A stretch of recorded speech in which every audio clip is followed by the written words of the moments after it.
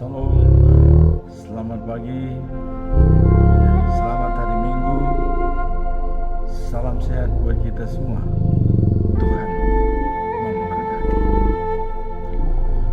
Khotbah pada minggu ini di hari yang ke-203, tanggal 21 Juli tahun 2024, diambil dari kitab Yeremia pasal 23 ayat 1 sampai dengan 6. Harapan untuk masa depan. Kita lihat dalam ayat 1 dikatakan, Tuhan Allah Israel berkata, celakalah kamu, hai para pemimpin yang membinasakan dan mencerai-beraikan umatku.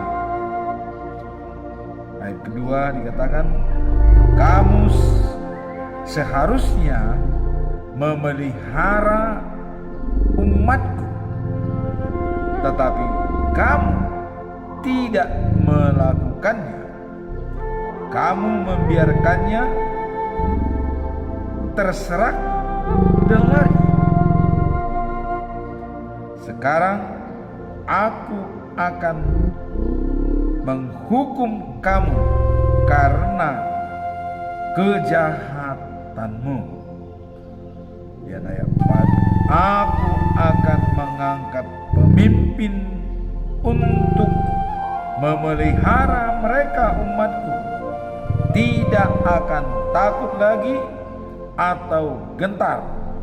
Tak seorang pun dari mereka akan hilang. Aku, Tuhan Allah, berbicara. Tuhan berkata, aku akan tiba waktunya. Aku akan mengangkat seorang raja yang adil dan keturunan Daud. Raja yang adil dari keturunan Daud. Raja itu akan memerintah dengan bijaksana dan melakukan apa yang adil dan benar di seluruh negeri. 6.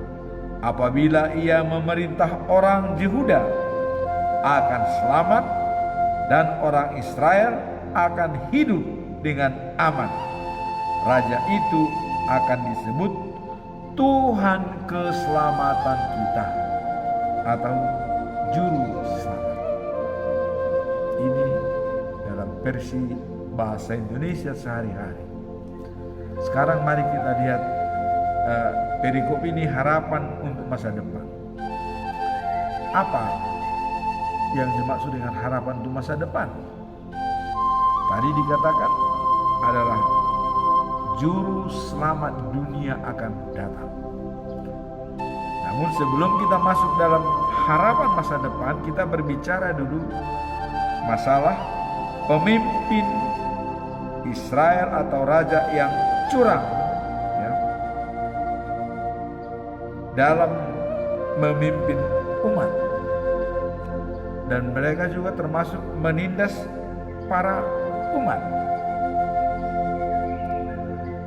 Dan pemimpin yang membangkang, artinya tidak menuruti perintah Tuhan. Nah, sekarang siapa pemimpin yang curang itu? Yaitu raja-raja dan para nabi ada di Israel. Nah, kita melihat sejarah daripada Raja Ahab dengan istrinya Isabella atau Isabel. Apa yang terjadi? Mereka menindas, curang, dan rakus.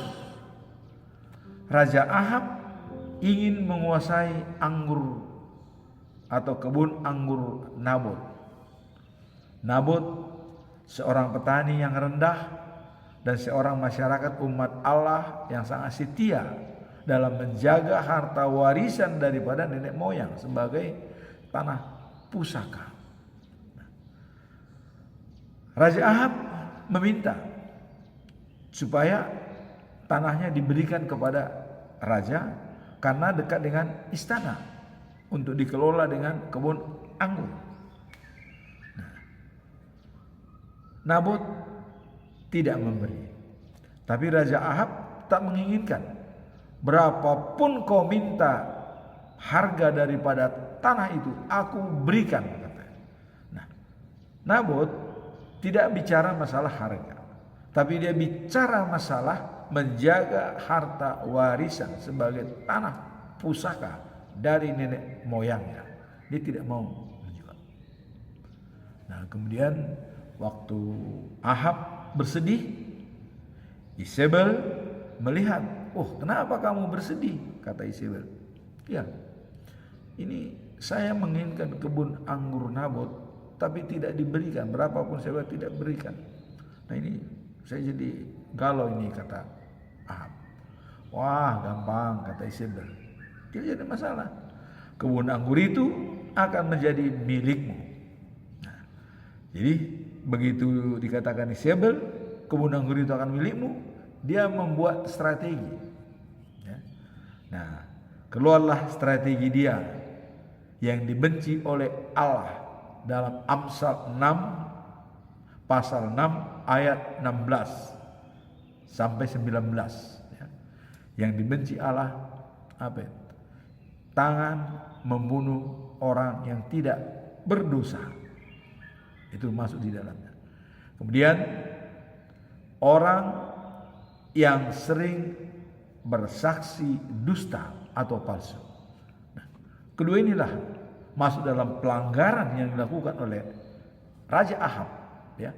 Yang tadi dikatakan oleh ayat yang pertama, Tuhan Allah Israel, "Celakalah kamu hai para pemimpin yang membinasakan dan mencerai-beraikan umatku," membinasakan, dan juga situ termasuk berlaku curang. Jadi dibuat strategi oleh Isabel. Dia meng-hire 2 orang pegawainya. "Kamu siap di depan umum bersaksi palsu." Siap, rakyat siap. Jadi inilah mempengaruhi rakyat untuk berbuat curang. Seorang raja, ini makanya Tuhan tuh marah. Celakalah katanya orang yang berbuat curang, ya. Celaka kata Tuhan. Nah, ini kita lihat. Akhirnya direkrutlah 2 orang saksi palsu. Nah, kemudian ditentukan hari H, berkumpul semua masyarakat, dikumpulkan oleh Isabel. Semua rakyat kumpul di sini, katanya. Kumpul. 2 saksi sudah dipersiapkan. Nabot dipanggil. Datanglah Isabel mengatakan bahwa karena Nabot tidak mau menuruti perintah raja tadi untuk menyerahkan tanahnya, maka dibuatlah strategi. Isabel mengatakan Nabot menghina raja sehingga sekarang raja jadi termenung, kira-kira begitu. Nah, masyarakat, wah, kenapa begitu? Nah, ada saksi, datanglah saksi pertama. Ya, saya saksi bahwa ini adalah menghina raja. Saksi pertama. Datang lagi saksi kedua. Benar, dia itu menghina raja, sehingga raja itu sekarang lagi bersedih. Tercipta. Pada waktu itu juga terciptalah suatu rekayasa strategi untuk mencari kesalahan dan mendusta dan membunuh orang. Akhirnya dengan 2 saksi, saya mengatakan maka dia layak dihukum mati. Nah, ini istri raja yang bilang ini. Nah, setelah begitu datanglah masyarakat. Oh, siap, sudah, oke, katanya. Berkumpul semua masyarakat. ambillah batu masing-masing. Dilemparlah Nabot. Dilempar terus dilempari. Coba kita bayangkan Nabot waktu lempar itu bagaimana dia minta ampunnya, bagaimana dia berdoa kepada Tuhan. Waduh, sangat ngeri. Akhirnya begitu dilempar dia berdarah dan dia matilah Nabot seketika itu juga. Setelah Nabot mati, datang Yezebel kepada raja, ya. Ahab, anggur itu sekarang milikmu. Nabot sudah mati. Diambillah anggur itu, kebun anggur itu kepada milik raja, ya. Hal itu terjadi, Tuhan tidak diam. Inilah dikatakan tadi ayat pertama, celakalah kamu hai para pemimpin yang membinasakan dan mencerai-beraikan umatku. Kamu sekarang seharusnya memelihara umatku, tetapi kamu tidak melakukannya. Kamu membiarkannya terserah dan lari. Sekarang aku akan menghukum kamu karena kejahatan. Jadi ini termasuk mencerai-beraikan umat, karena terjadi pertentangan di dalam umat. Wow, ini menghina raja, perpecahan. Maka yang celakalah orang. Maka Tuhan berkata, disampaikan melalui Nabi Elia bahwa Ahab dan istrinya akan mati dijilati oleh anjing, katanya. Akhirnya Ahab mati kena panah dan darahnya bercucuran di keretanya, dan di jalan anjing menjilati darahnya. Yezebel dari lantai 2, ya, dijatuhkan oleh pegawainya dan dia mati dan berantakan dan hampir tidak dikenal lagi mayatnya, dan juga darahnya berceceran dijilatin anjing. Jadi apabila Tuhan sudah menyatakan, itu akan terjadi. Nah, kemudian siapa yang tidak menuruti perintah Tuhan akan mati. Yeremia sudah mengingatkan Raja Zedekia waktu pergantian raja dari Yoyakim kepada Zedekia. Pas Yerusalem sedang gawat-gawatnya, Israel, ya, tercerai-berai, ya, karena pemimpin mereka yang selalu kokoh, ya, tidak mengadakan suatu pendekatan dengan Babel. Akhirnya diserang oleh Raja Nebukadnezar, ya. Tahu sendiri Raja Nebukadnezar dengan kekuatan penuh diserang. Nah, tapi karena Tuhan sudah melihat gejala akan habisnya bangsa Israel diserang dan diserbu oleh Nebukadnezar, Allah menyampaikan pesan kepada Yeremia untuk menyelamatkan Zedekia. Yeremia, sampaikan pesan saya kepada Raja Zedekia. Katakan kepadanya, kau Zedekia harus menyerah kepada Raja Babel berikut rakyatmu, supaya kamu dan keluargamu selamat. Inilah pesan daripada Yeremia kepada Zedekia. Apa yang terjadi? Ya. Raja Zedekia mengatakan kepada Yeremia, wah, saya ini seorang raja. Bagaimana kata orang-orang yang membelot ke Babilonia dari Yehuda, dan ada juga yang pro Babilonia, pergi ke sana, saya nanti akan dihina oleh mereka. Seorang raja, katanya. Nah, dia manusia yang ditakutkan, bukan Tuhan. Datang Yeremia, sudah dengarkan, itu tidak akan terjadi. Sebab Tuhan yang sudah memerintahkan, tidak akan terjadi. Kamu akan tenang dan selamat bersama keluargamu. Akhirnya selesai pembicaraan, Zedekia tidak mau menuruti apa perintah Tuhan. Lantas Yeremia mau pergi, datang Zedekia. Yeremia, tolong Katakan kepada pegawai-pegawai saya, pembicaraan kita ini jangan sampai bocor. Tidak perlu. Ya, udah. Yeremia daripada dia nanti kena tangkap, dimasukkan penjara, ya, dia tidak menyampaikan karena tugas dia menyampaikan kepada raja. Kalau masyarakat itu adalah ikut raja, kan tidak disampaikan. Nah, apa setelah dia ditanya pegawainya, apa yang kalian bicarakan dengan raja? Oh, hanya biasa-biasa saja, pertemuan biasa, tidak ada hal-hal lain. Selesai. Apa yang terjadi? Setelah berselang beberapa minggu, datanglah serangan dari Babilonia. Raja Nebukadnezar diserbu dengan tentara dari Kasdim, ya. Sehingga Zedekia terbirit-birit. Pada waktu malam hari dia melarikan diri ke Rama, melarikan diri dekat itu Babilonia. Dia lari, dikejar oleh tentara Kasdim. Dikejar, ditangkap, dibelenggu, dibawa ke Nebukadnezar, ke Babel, ya. Dibawa sampai dia di Babel, ketemu dengan raja. Raja perintahkan anak-anaknya semua udah diangkut di keluarganya, ya, diangkut anak-anaknya, bunuh semua anak-anaknya. Anaknya disembelih di depan matanya, semua mati anak-anaknya, tidak ada yang hidup, anak-anak daripada Raja Ahab.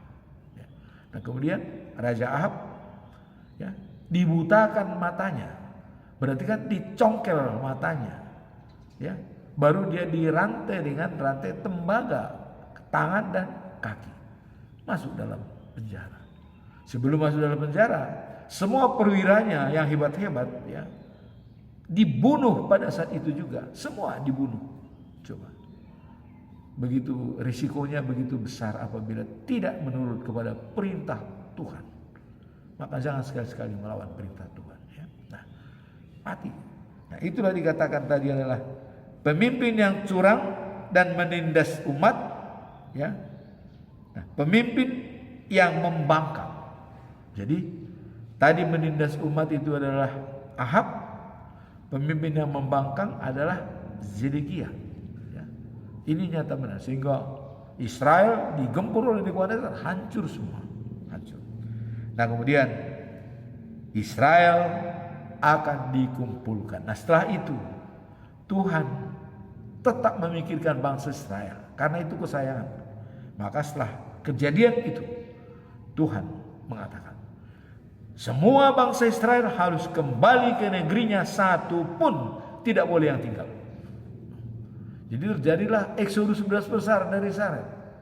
Eksodus yang di waktu itu ada Raja Sirus, ya, atau Raja Darius di Babilonia.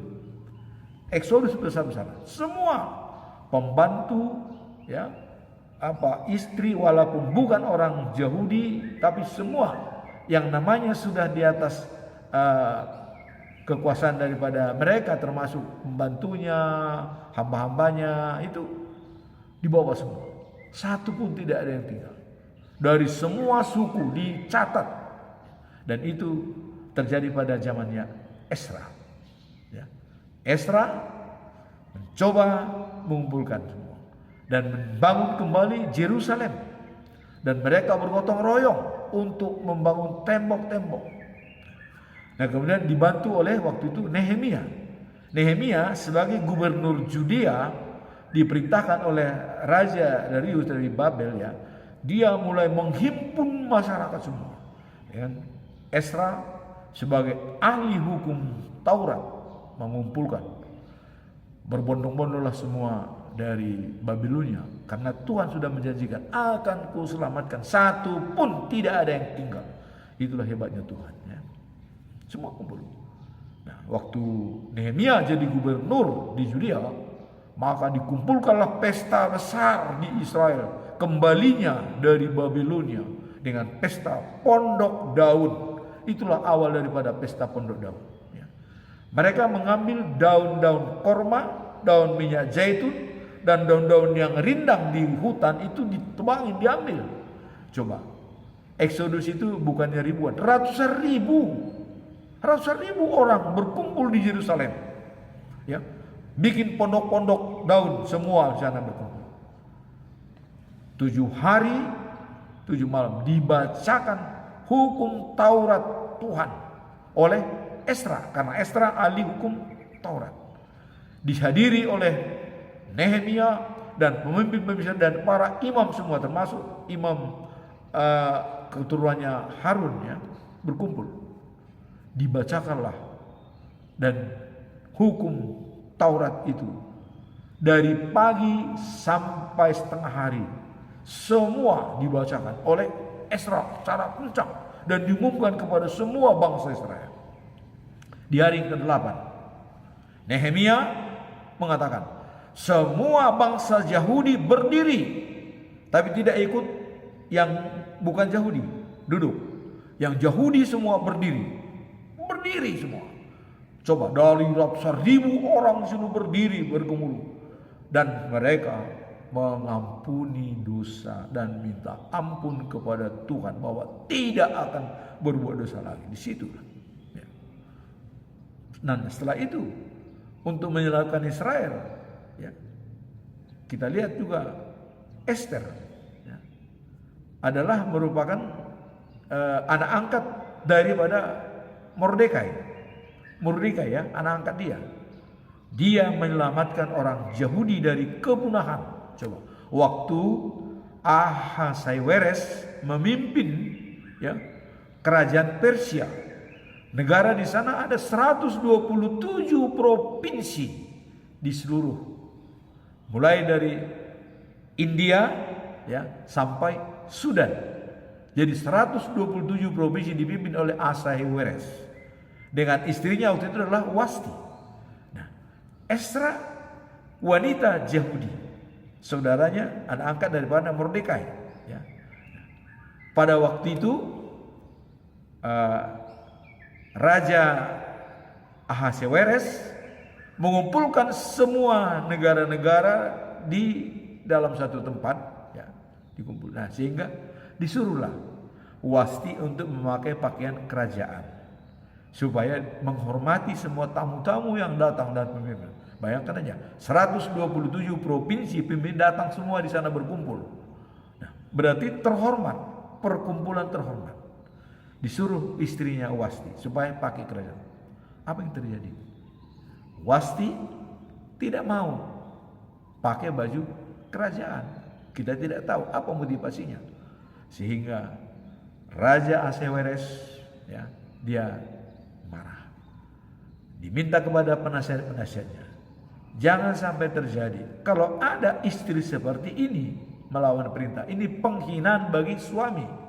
Nah, sehingga dia mempertimbangkan ini patut dihukum. Nah, akhirnya diputuskan oleh raja-raja dan juga pemimpin-pemimpin dalam komplotan Ahasuerus, maka Wasti didepak dari istri Ahasuerus karena tidak menurut perintah raja. Dan sebagai suami, ini nanti bisa berakibat kepada wanita lain, membangkang di Israel kepada wanita-wanita lain katanya. Makanya ini harus dihukum. Nah, setelah Wasti didepak, maka diumumkanlah di 127 provinsi untuk wanita pengganti daripada Wasti.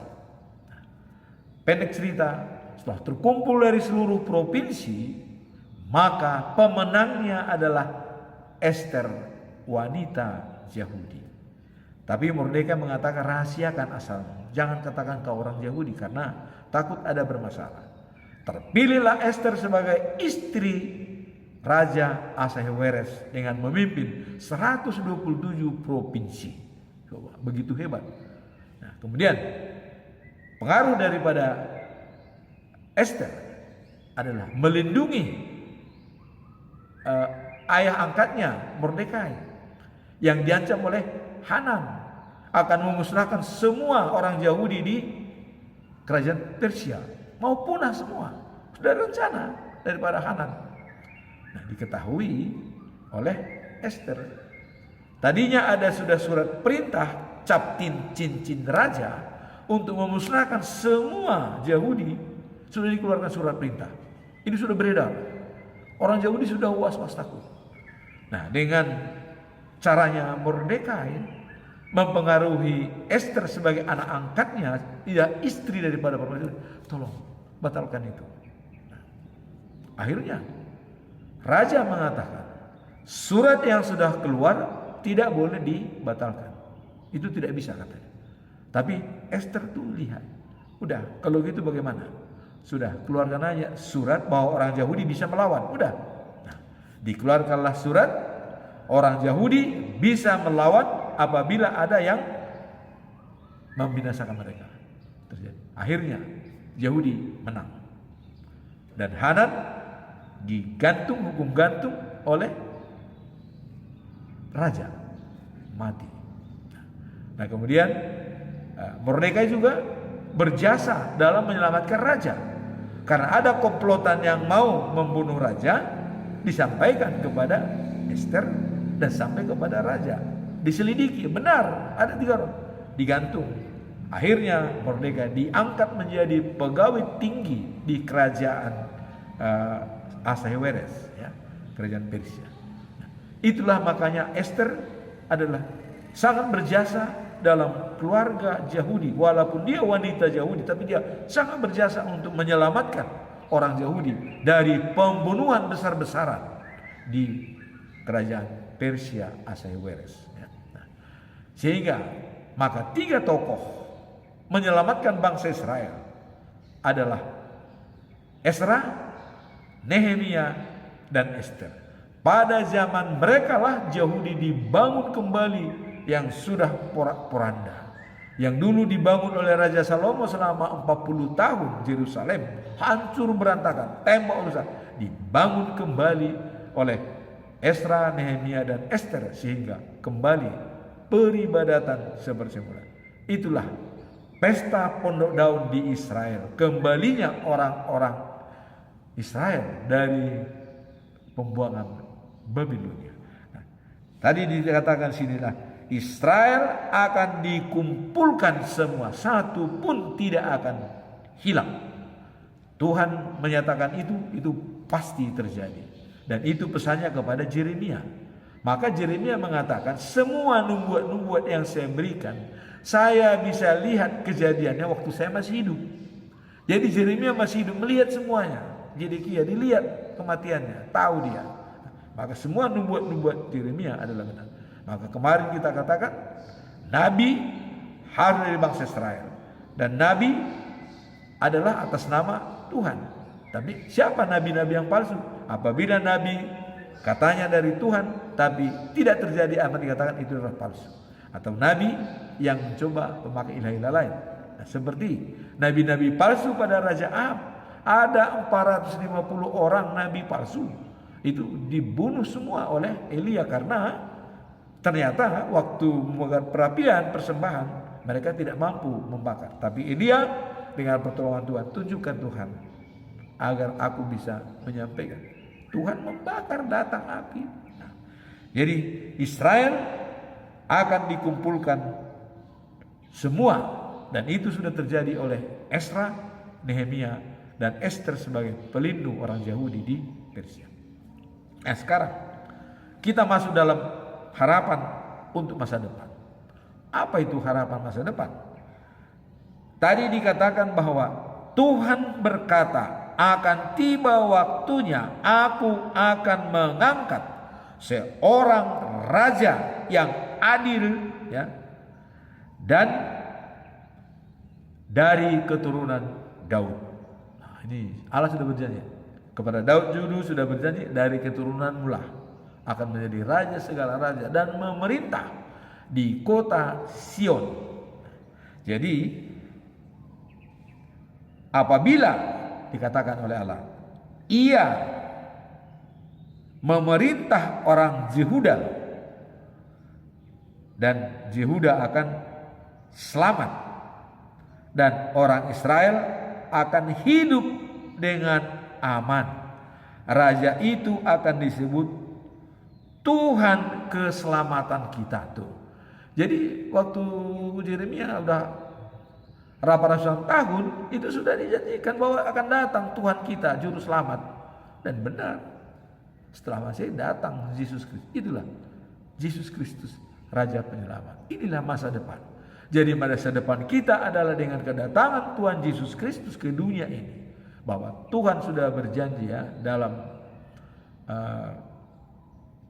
dikatakan bahwa Yohanes 3 ayat 16 ya, begitu besar kasih setia Allah kepada dunia ini sehingga ia mengirimkan anaknya yang tunggal Tuhan kita agar manusia yang percaya kepadanya tidak binasa melainkan beroleh hidup yang kekal.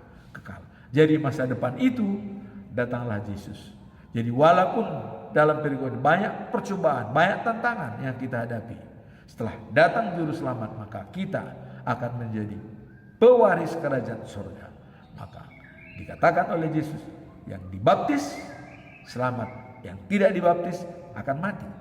Nah, maka sebelum dia berangkat ke surga, dia mengatakan, beritakanlah firman-Ku kepada semua umat-Ku dan baptis mereka dalam atas nama Allah Bapa, Tuhan Yesus Kristus dan Roh Kudus. Itulah pesan terakhir daripada Yesus. Nah, kemudian sebelum dia berangkat naik ke surga, kamu akan ditemani oleh Roh Penolong sebagai Roh Allah. Jadi Allah itu 2 kali datang ke dunia sebagai anak manusia dan sebagai Roh Penolong. Roh Penolong inilah yang menemani kita hari ini. Roh Penolong sebagai teman kita untuk melakukan tugas kita sehari-hari. Maka dalam diri kita ada 3 ya. Adalah hati, jiwa dan kekuatan. Maka kasihanilah Tuhan Allahmu dari segenap hatimu, dari segenap jiwamu dan dari segenap kekuatanmu. Itulah Roh Penolong yang datang, dan masa depan tadi dikatakan bangsa Israel akan gemilang dengan adanya kedatangan daripada Yesus Kristus ke dunia ini. Itulah mengenai khotbah hari ini ya. Pertama tadi kehancuran Israel dan juga kehancuran pemimpin-pemimpin yang tidak setia kepada Tuhan. Apakah masih berlaku sampai saat ini? Ya, berlaku. Tapi tidak langsung Tuhan membuat mati orang. Tapi ingat, Tuhan akan melihat dari surga kesalahan manusia sekecil apapun. Khotbah kemarin, dari surga Tuhan memonitor. Dia punya remote control di sana, melihat semua manusia yang ada di dunia ini, siapa yang bersalah, siapa yang benar. Nah, maka marilah kita bersahabat ya, kepada Tuhan seperti yang telah dicap kepada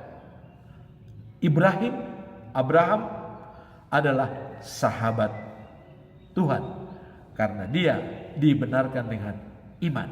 Maka kita pun jadilah menjadi sahabat Tuhan dan dibenarkan dengan iman percaya kita kepadanya. Nah, kemudian bacaan perikop atau khotbah prakhotbah di sini dari Markus ya, pasal 6 ayat 30 sampai 4. Nah, dalam prakhotbah ini juga adalah menguatkan kekuatan Yesus. Prakhotbah ini adalah waktu Yesus mengumpulkan murid-muridnya 12 orang itu. Dia membekali mereka. Setelah mereka dibekali semua dengan kekuatan, dengan iman yang kuat dan bisa menyembuhkan orang penyakit hanya dengan mengoleskan minyak zaitun, mereka sembuh. Nah, kemudian, setelah itu, ya, Yohanes Pembaptis dipenggal kepalanya. Itu dalam suasana Yesus memilih rasul-rasul, dipenggal oleh Raja Herodes. Ya, karena Herodias istrinya. Karena Yohanes Pembaptis itu menegur Herodes, jangan kau kawini ya anak itu, katanya. Itu adalah istri daripada saudaramu sendiri, Filipus. Filipus adiknya Herodes. Masa Antiborunya adiknya dikawini sama Herodes? Itu marah dia. Nah, tapi Herodias ini benci sama Yohanes, berusaha membunuh Yohanes. Nah, akhirnya ada kesempatan bagi Herodias. Waktu anak perempuannya, kalau di Matius dikatakan itu Salome kan, menari di depan undangan, dikatakan oleh Herodes, apa keinginanmu? Akan saya penuhi. Bahkan separuh kerajaan saya bisa saya berikan kepadamu, katanya. Saking bangganya Herodes pada waktu anaknya perempuan itu menari dengan bagusnya. Ya. Nah, dia pertanyaan itu dilempar kepada mamanya. Ada yang minta. Dia sudah tahu kalau mamanya dendam kepada Yohanes Pembaptis. Datanglah dia kan. Udah, mintalah kepala Yohanes Pembaptis dibawa dalam baki. Pucuk dicinta, ulam tiba. Rencana membunuh tadinya sudah ada, sekarang ada kesempatan. Nah, padahal Herodes sendiri waktu dimasukin ke penjara Yohanes ingin melindunginya. Pengawal-pengawal disuruh untuk menjaga supaya tidak dibunuh. Tapi sekarang apa boleh buat? Ya. Malang tidak boleh ditolak. Dan anaknya mengatakan, berikanlah kepala Yohanes Pembaptis dalam baki. Dan Herodes sedih dan merasa benar-benar terpukul. Tapi tidak bisa mengelak karena di Israel kalau sudah dijanjikan tidak boleh tidak dipenuhi. Ya. Dipenggallah kepala Yohanes datang ke. Nah, dan setelah itu barulah prakhotbah ini Yesus memberikan makan 5.000 orang. Nah, jadi dia mencoba mengumpulkan murid-muridnya. Karena banyaknya orang yang mengikuti mereka pergi ke tempat sunyi. Udah kita ke tempat sunyi, di situ kita bisa istirahat. Nah, mereka waktu itu naik perahu. Nah, tetapi bangsa Israel itu makin berbondong-bondong, makin banyak, ribuan orang datang, ya, ribuan orang. Nah, maka dikatakan itu sampai 5.000 orang datang. Akhirnya di tempat terpencil mereka ya tidak bisa karena perlu makan. Banyak orang ini makan bagaimana? Coba kalian cari makanan, katanya. Aduh, jauh katanya. Tidak bisa kita mencari makanan di sini, terpencil. Nah, terus bagaimana? Apakah ada menyimpan roti? Akhirnya mereka menunjukkan ada 5 roti dan 2 ikan. Dan bawa sini, kata Yesus. Nah, dari 5 roti dan 2 ikan dibikinlah ini untuk makanan 5.000 orang. Sehingga semua sampai kenyang makan dan ada sisa 12 baku. Itulah Raja Penyelamat yang datang itu, kata Allah tadi, dari keturunan Daud. Benar-benar menyelamatkan jiwa manusia, bukan omong kosong. Memberikan makan 5.000 orang cuma di tengah-tengah hutan. Bagaimana bisa memberikan makan 5.000 orang? Jadi itu kata Tuhan tadi, kalau datang juru selamat itu kamu akan aman. Ini bukti kalau juru selamat itu mengamankan manusia, memberikan makan 5.000 orang, bahkan sisa 12 baku. Nah, jadi ayat hari ini, khotbah hari ini, tadi pertama dalam inti adalah masa depan terbangun. Dan orang yang berbuat curang akan dihukum. Nah, kemudian tapi Tuhan kasihan kepada manusia. Jadi persis dikatakan bahwa kasihan kepada beribu-ribu orang yang percaya kepadanya. Maka pesan ini merupakan suatu pesan baik bagi kita. Tuhan Allah mengatakan nanti akan datang Raja Penyelamat, akan membantu kalian dan berbuat adil. Datanglah Yesus dengan memberikan makan 5.000 orang yang tidak ada di sana pasar, tidak ada tempat, hanya 5 roti dan 2 ikan. Bisa makan sekenyangnya dan lebih lagi 12 bakul lagi. Inilah kalau kita benar-benar percaya kepada Tuhan Yesus Kristus sebagai Allah, maka kita akan selamat. Maka sekali lagi saya katakan, seperti ya pesan daripada Paulus dalam jemaat Galatia, jangan jemu-jemu berbuat baik. Galatia 6 ayat 9. Karena kita akan menuai pada saatnya kalau kita tidak lemah. Apa yang kita tuai? Sion adalah kota Allah dan Yerusalem yang baru akan dibangun. Dan tugas kita adalah bagaimana supaya kita masuk ya waktu life after life, hidup setelah kehidupan sekarang di the news of Jerusalem. Amin. Tuhan memberkati kita semua pada hari Minggu yang indah ini.